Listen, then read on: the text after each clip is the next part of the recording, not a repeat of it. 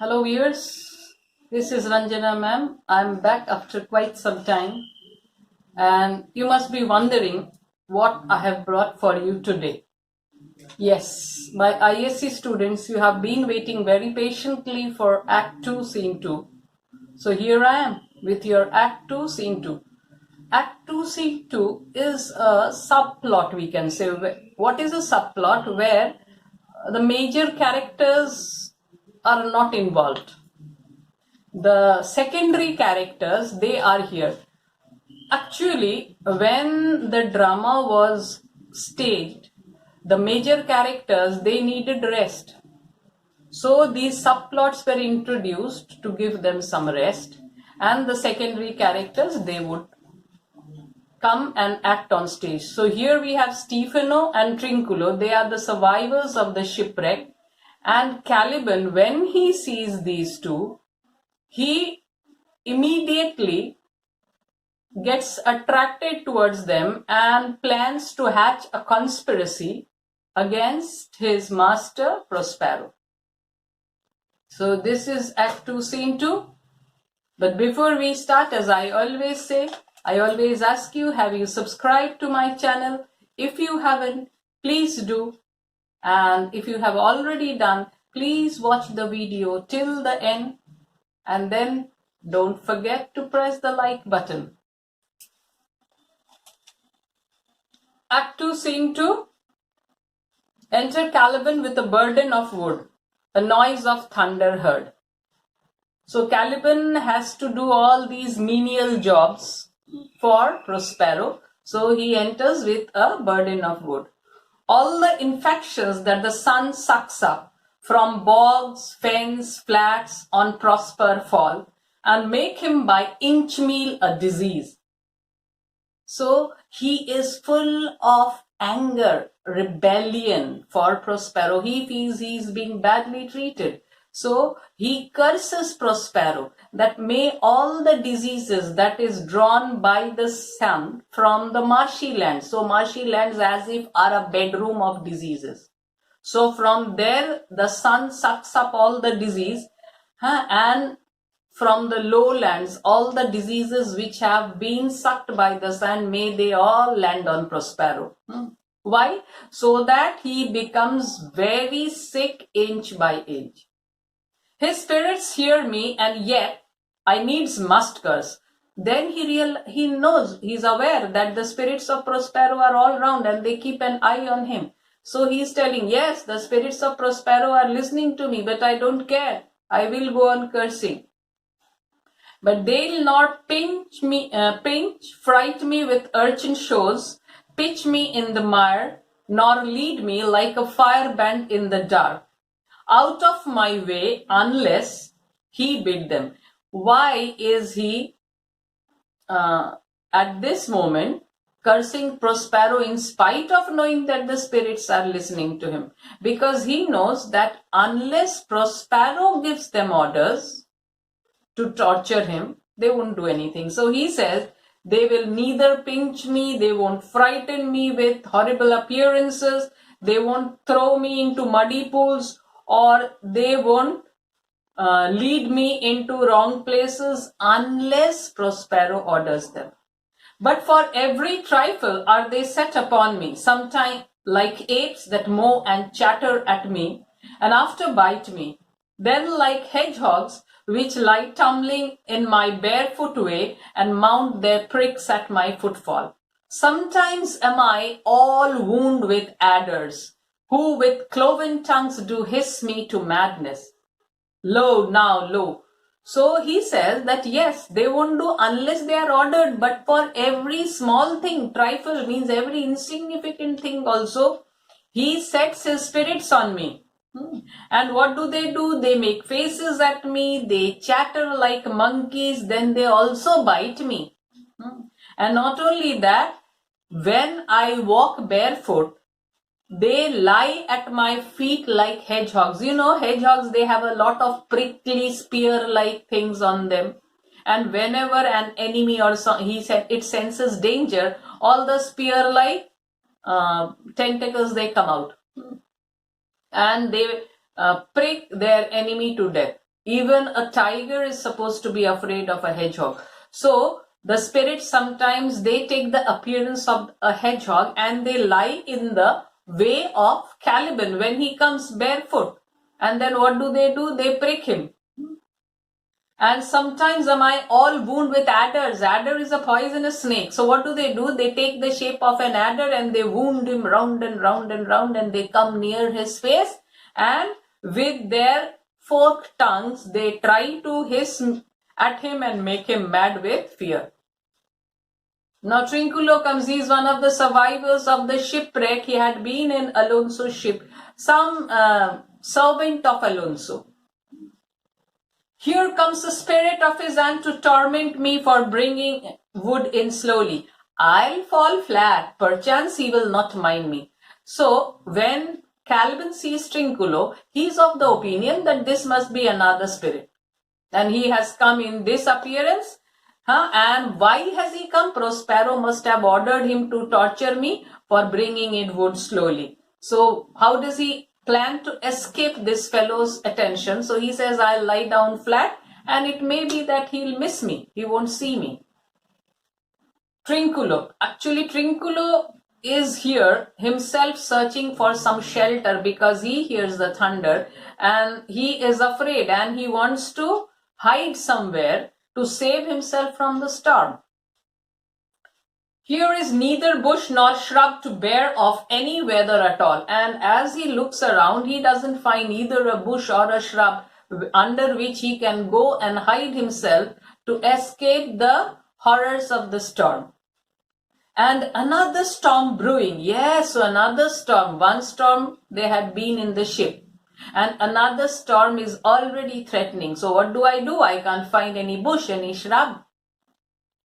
I hear it sing in the wind, so he can hear the sound of thunder. Yawned same black clouds, yawned huge one, looks like a four-bombard that would shed his liquor. If it should thunder as it did before, I know not where to hide my head. Yon same cloud cannot choose but fall by pailfuls. So he is very frightened. He looks at the sky and he says that black and big cloud, it seems to be filled. And it's like a full vessel full of what? Full of water. And it is as if ready to pour down all the water. So it happens to be like the thunder which they had experienced when they were in the ship. And he doesn't know where to hide himself.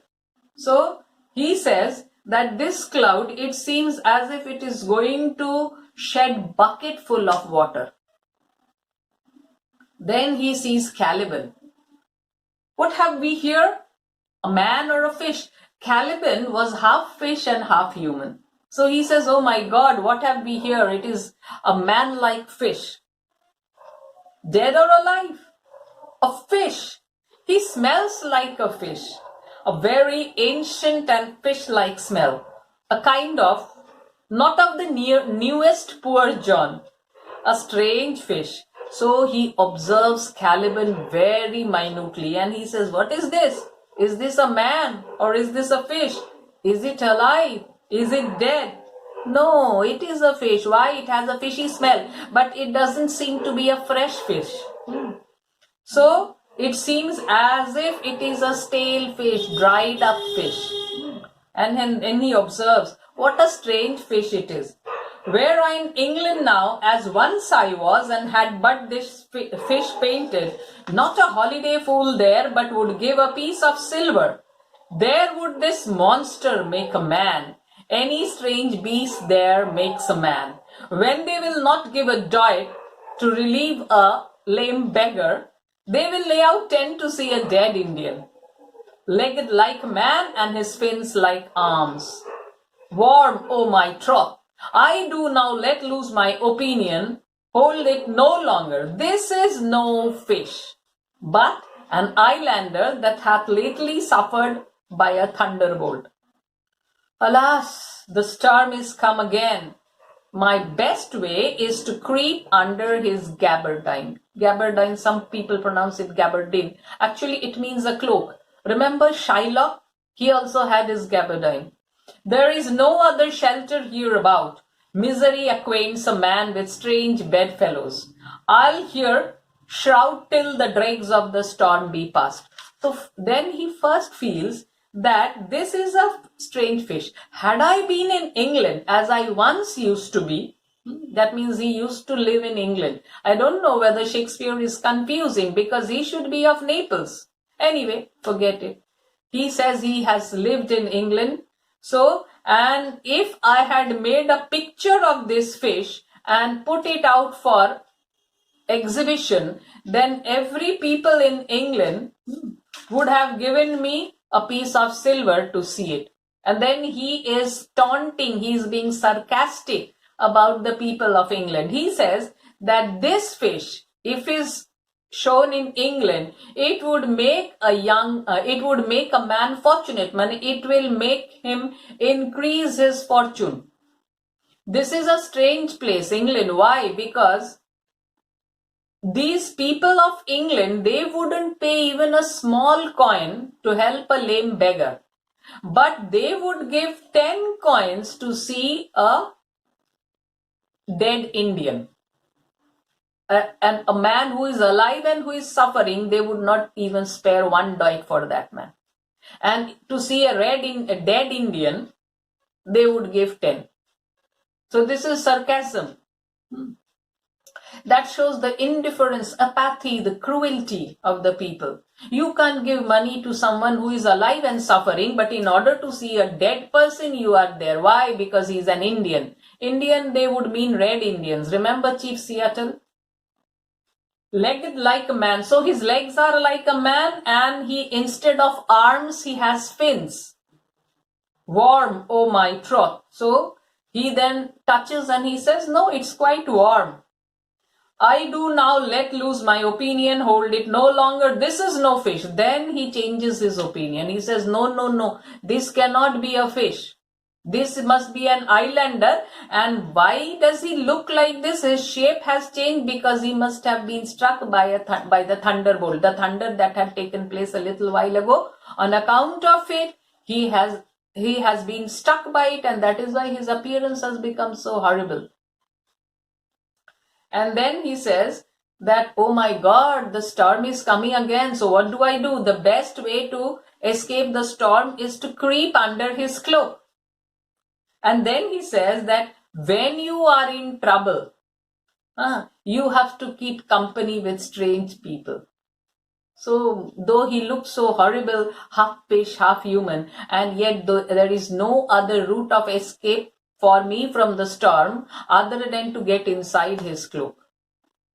I will here shroud till the dregs of the storm pass. So I will hide myself or take shelter here until the last vestiges of the storm, they go away. Now Stefano, another survivor, Stefano, Trinculo, they were friends. So Stefano has come. He is also of the opinion that the rest are dead and he is the lone survivor. Enter Stefano singing, I shall no more to see, here shall I die ashore. And then he feels, no, this is a rotten tune. This is a very scurvy tune to sing at a man's funeral. So then he says it is a very cheap song to sing at the burial of a man. So then he takes some drink and he drinks it. And then he sings again. The master, the swabber, the boatswain and I, the gunner and his mate, loved Moll, Meg and Marian and Marjorie. But none of us cared for Kate, for she had a tongue with a tang, would cry to a sailor, go hang. She loved not the savour of tar nor of pitch, yet a tailor might scratch her whenever she did itch. Then to sea, boys, and let her go hang. This is a scurvy tune too. The cheer is my comfort, he drinks. So he sings another song, those sailor songs, and after that he realizes, oh, this is also a rotten song. So how does he get comfort? By drinking again. Actually, this drink is the royal wine. And this royal wine, they were in a casket, and while jumping into the sea to save his life, he had taken this one along with him and reached the shore. And now he has hidden all the royal wine in a cave-like place in the island, and from there he is enjoying himself. Caliban, do not torment me. Oh, so to whom is Caliban saying this? Actually, Trinculo has got inside his cloak. Imagine what a horrible scene it must be. Trinculo squirming inside his cloak, and Caliban feels this is the spirit of Prospero troubling me, pinching me and all that.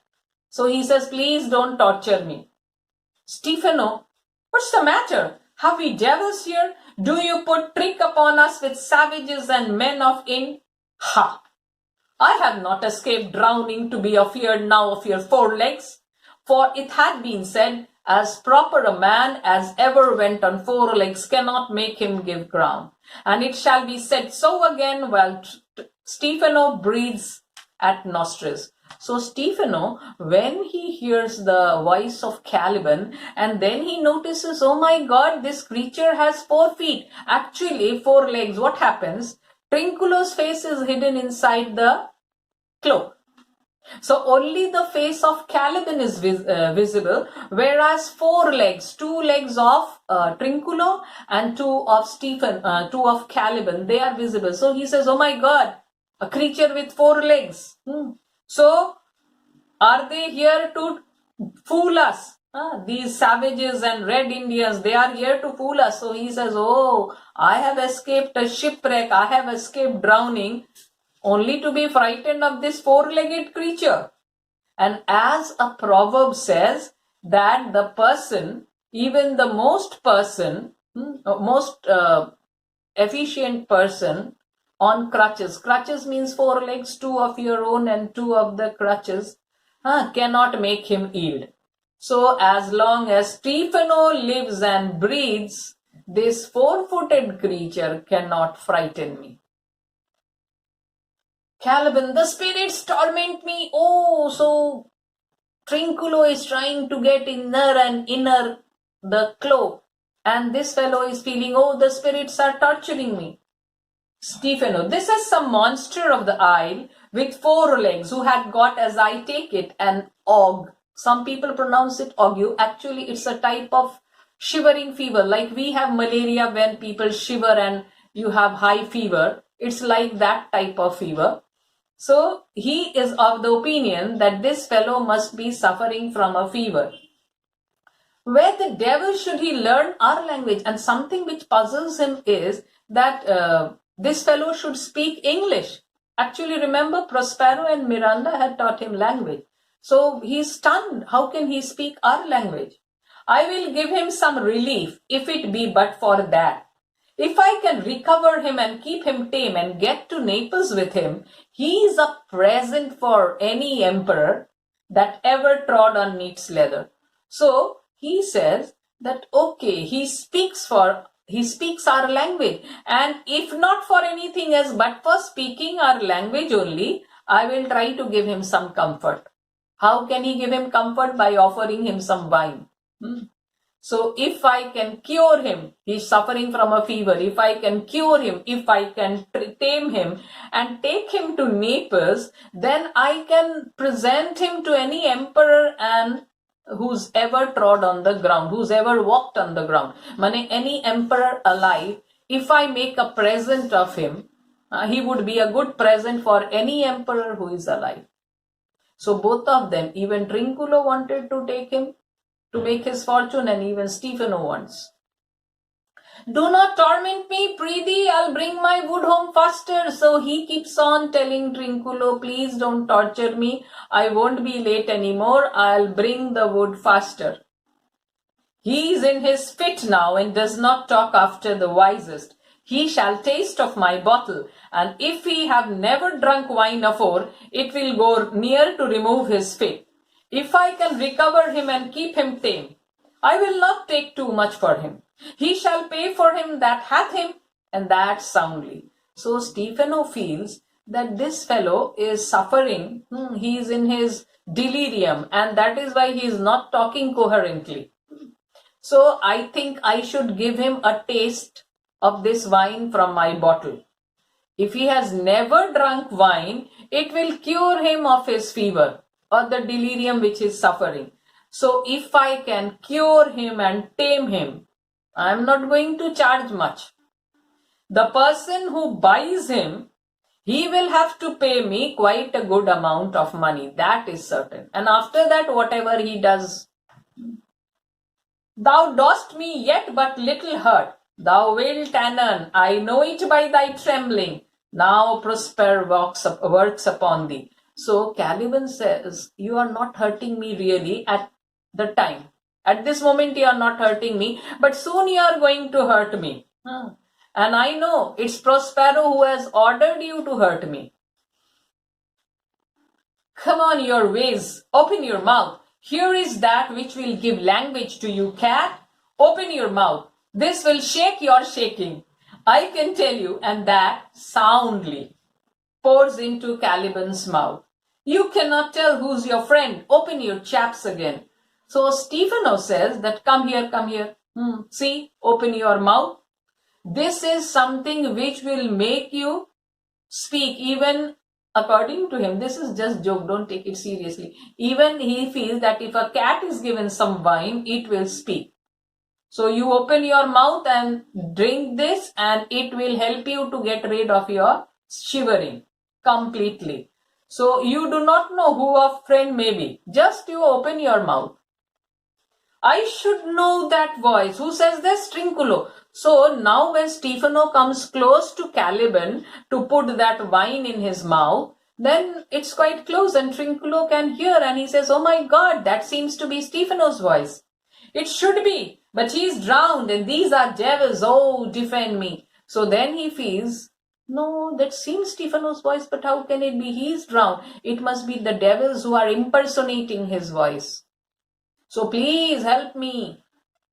4 legs and 2 voices? Who says this? Stefano. Up till now he had heard only Caliban speaking and now he hears even Trinculo's voice. So first he cannot identify the voice and he says, oh my God, 4 legs, 2 voices, what is happening?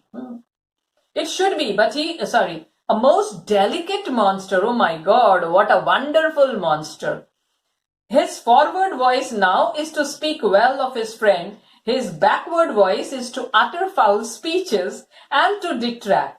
If all the wine in my bottle will recover him, I'll help his orb. Come, amen. I will pour some in thy other mouth. So he says that he has 2 voices. The voice which is in the front, upper voice, it will speak sensibly of his friend. But the lower voice speaks wickedly only to create some problem, some confusion. Whatever wine I have or all the wine which is needed to cure him, I will do it, give him. And then I will relieve him of his fever. So he's telling, come now, amen. Now I will put something into your other mouth. Which other mouth is he referring to? The mouth of Trinculo. So Trinculo, second time when he hears Stefano, he identifies, oh my God, it's my friend Stefano's voice. So he says, Stefano. Stefano is now shocked. He cannot see Trinculo. Why? Because his face is inside the cloak. Doth thy other mouth call me? So is your other mouth calling me? Mercy, mercy, this is a devil and no monster. Oh my God, it cannot be a monster. It must be a devil. I will leave him. I have no long spoon. That means I have no long spoon to detract the devil, to keep it away from me. So I am going to leave this place and go.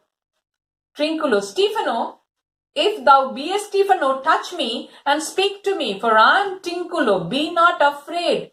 Thy good friend Trinculo. So now Trinculo tries to assure Stefano that if you are really Stefano, come and touch me. Come speak to me. Because I am Trinculo. Do not be afraid. I am your good friend Trinculo. If thou beest Trinculo, come forth. I'll pull thee by the lesser legs. If any be Trinculo's legs, these are they. Pulls him from under cloak. Thou art Trinculo indeed. How camest thou to be the siege of this moon calf? Can he bend Trinculos? So now Stefano feels, if he are really Trinculo, come out.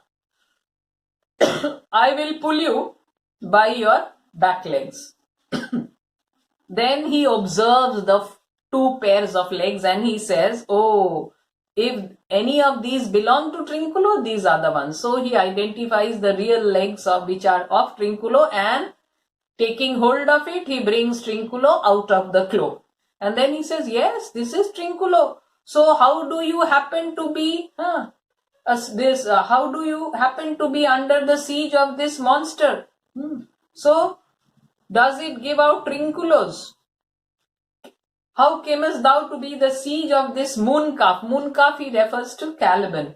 Can he vent Trinculos? So I took him to be killed with a thunderstroke. But thou art not drowned, Stefano. I hope now thou art not drowned. Is the storm overblown? I hid me under the dead mooncalf's gabardine for fear of the storm. And art thou living, Stefano? Oh, Stefano, 2 Neapolitans escaped. So Trinculo is too happy. So he says that, Stefano, I thought this fellow is killed. I thought this fellow had been killed. So, Stefano, you are not drowned. I just hope you are not. And then he asks, has the storm blown over? I have hidden myself under the cloak of this mooncalf or this monster as I was afraid of the storm. And are you really alive? And then he is very happy. 2 people of Naples are alive. Stefano and Trinculo, 2 Neapolitans.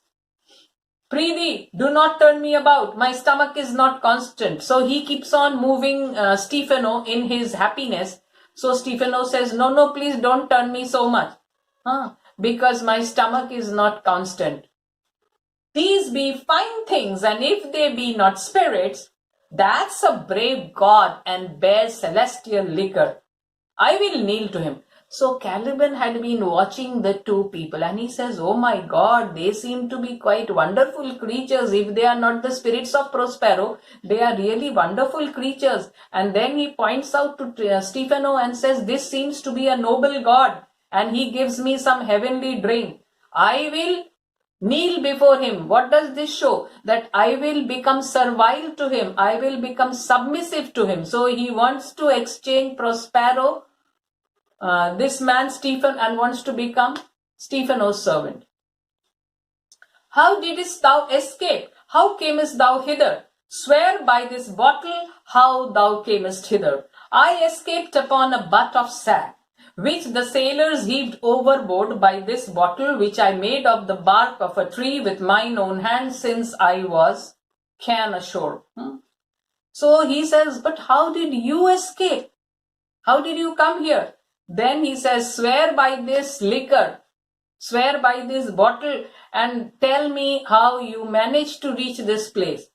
And the sailors, they had thrown down this cask of wine from the ship, and I had put myself on it, and I sailed here to this island, and this bottle is my creation. And how did he make it? With the bark of a tree. I don't know how you can make a bottle with the bark of a tree. Anyway, he's saying so, let's agree.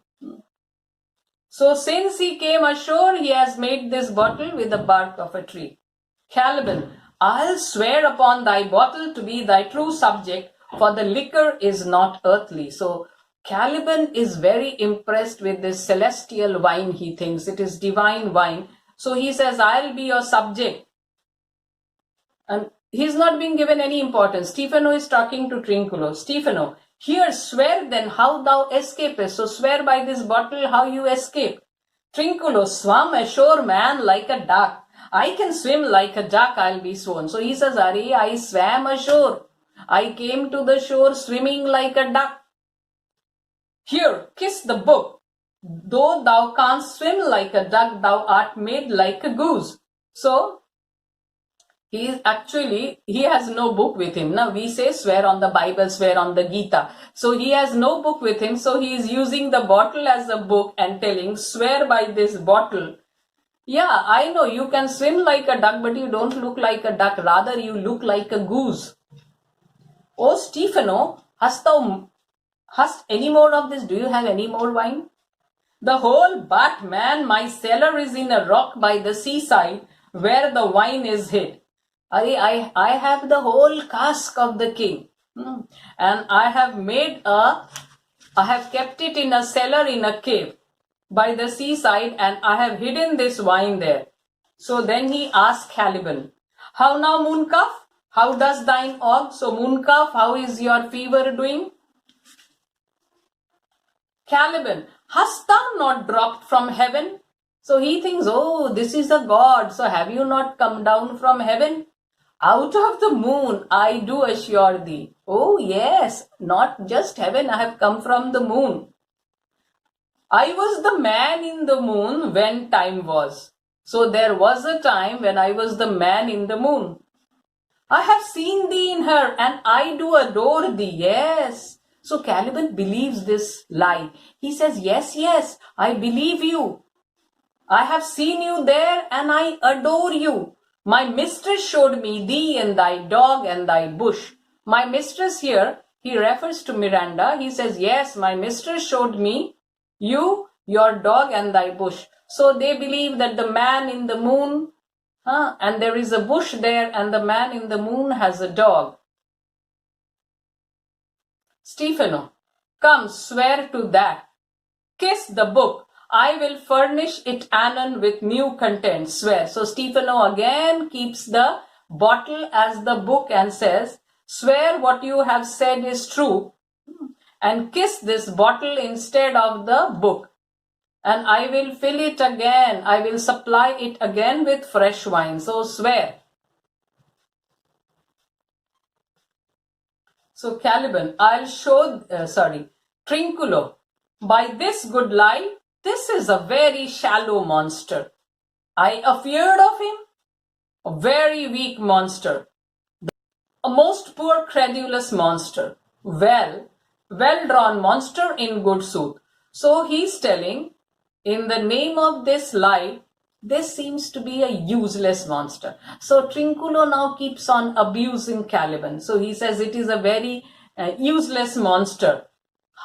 How could I be afraid of him? It is a weak monster. And he is calling Stefano the man in the moon. So he is a monster who cannot be believed. He is a superstitious monster. Well-drawn monster in good sooth.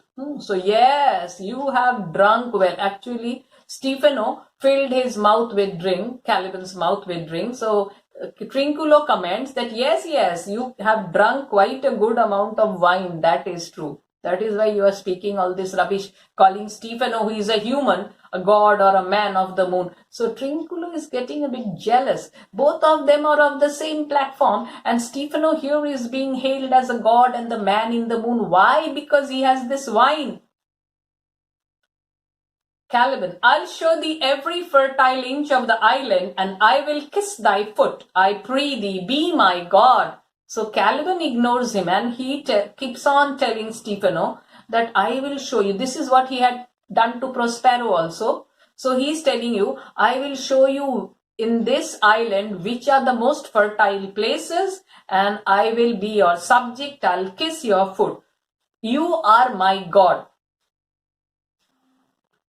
So by this light, a most perfidious and drunken monster wends God asleep. He'll rob his bottle. So Trinculo keeps on abusing Caliban. So he says that I swear by this light, he is the most drunken and hateful monster. And when he's God, that means when Stefano falls asleep, this fellow is sure to rob the bottle of wine. Caliban, I kiss thy foot. I'll swear myself thy subject. So I am ready to kiss your foot and call myself your subject. I am ready to be your subject. You are my king. I am ready to be your subject. Come on, then down and swear. Okay, then come down on your knees, kneel and swear that you are my subject. So Stefano is quite happy that he is being hailed as a god or a man of the moon or a king. And Trinculo naturally is getting jealous. So he says, I shall laugh myself to death at this puppy-headed monster, a most scurvy monster. I could find in my heart to beat him. So he says, I feel like laughing at this stupid monster. He is a wicked monster, and I have a wish to give him a nice beating. I have a wish to badger him. Stefano, come kiss. But the poor monster's drunk, an abominable monster. So this unfortunate or wretched monster, he is drunk. He's a very disgusting or hateful monster. I'll show thee the best springs. I'll pluck thee berries. I'll fish for thee and get thee wood enough. A plague upon the tyrant that I serve. So all the jobs which he used to do for Prospero, he's ready to do it for Stefano. So he says, I will show you the best springs where you will have the most tasty water. And I will pluck berries for you. I will fish for you. I will get you a lot of wood to make your fire. May a curse fall on that tyrant. Who is the tyrant referred to? Prospero. So, may Prospero be whom I serve, may he be cursed. I'll bear him no more sticks, but follow thee, thou wondrous man. Thou wondrous man, I'm not going to serve that tyrant anymore. I will follow you. So he thinks Stefano can fight Prospero and make him free of this servility, make him free of this bondage. Trinculo, most ridiculous monster to make a wonder of a poor drunkard. So Trinculo, I told you, he's feeling jealous. So he's telling, this is a ridiculous monster to think that a drunken man is a wonderful man. So who is the drunken man? Stefano. Caliban, I pray thee, let me bring thee where crabs grow, and I with my long nails will dig thee pig nuts, show thee a jay's nest, and instruct thee how to snare the nimble marmoset. I'll bring thee to clustering filberts, and sometimes I'll get thee young camels from the rocks. Wilt thou go with me? So all the wonderful things of the island which are to be found, he tells that he will provide all of them to Stefano. So he tells that I will take you to those places where you will find crab apples grow. Then I have long nails. So with my long nails, I will dig out groundnuts for you. Then I will show you where the jay has built its nest.